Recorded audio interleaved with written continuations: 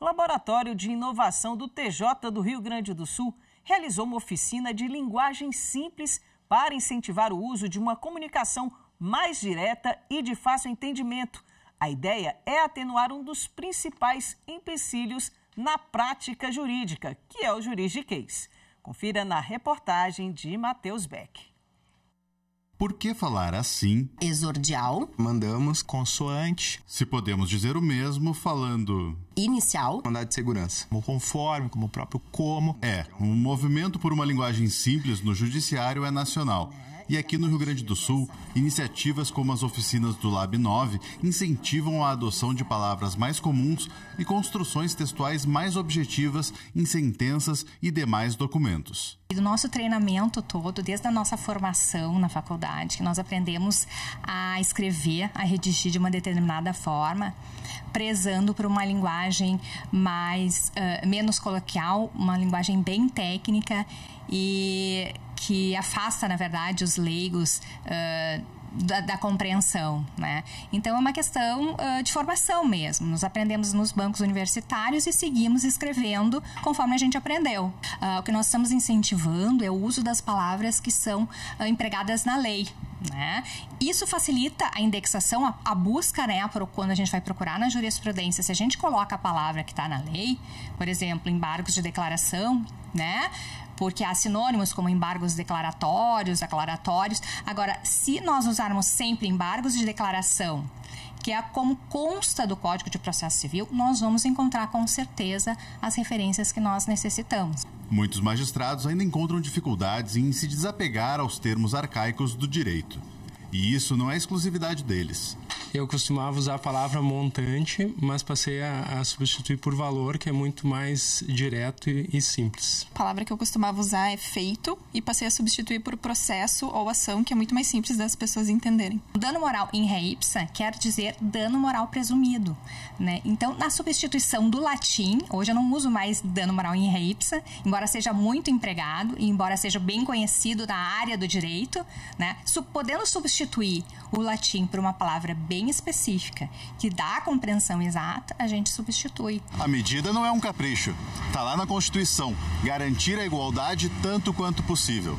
E promover o acesso à língua é uma das maneiras de universalizar o acesso à justiça. No momento em que a gente coloca uma barreira, a barreira da linguagem, a gente não vai estar oportunizando que o cidadão compreenda o que está acontecendo no processo.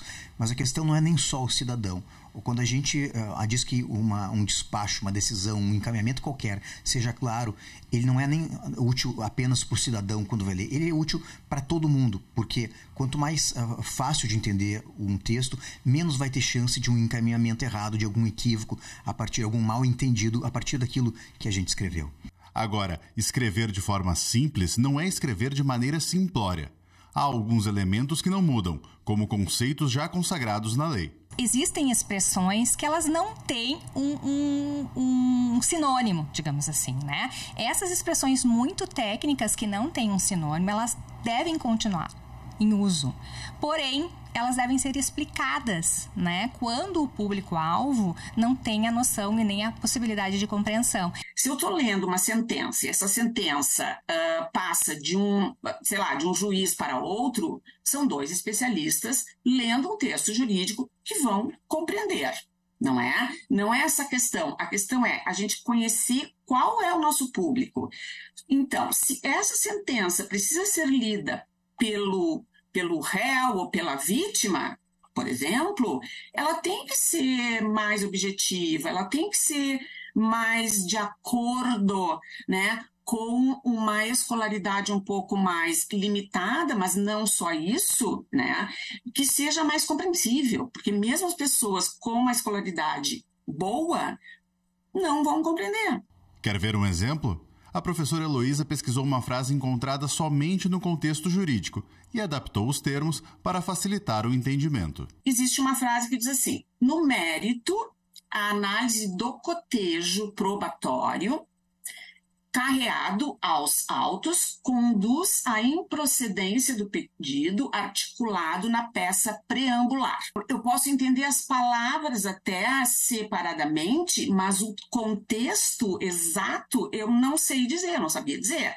Então, o que quer dizer? O cotejo probatório, né? As provas, né?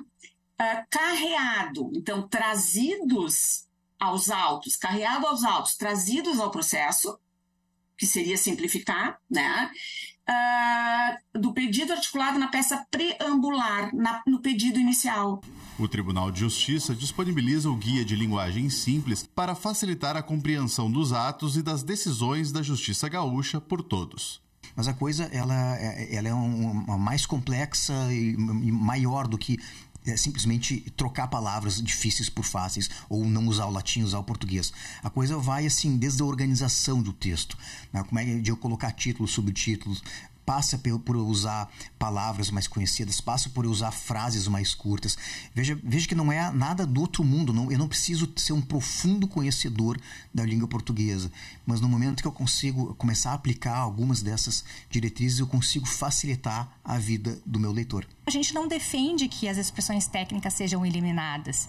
A gente, quando bem técnicas e quando não existe um sinônimo, né?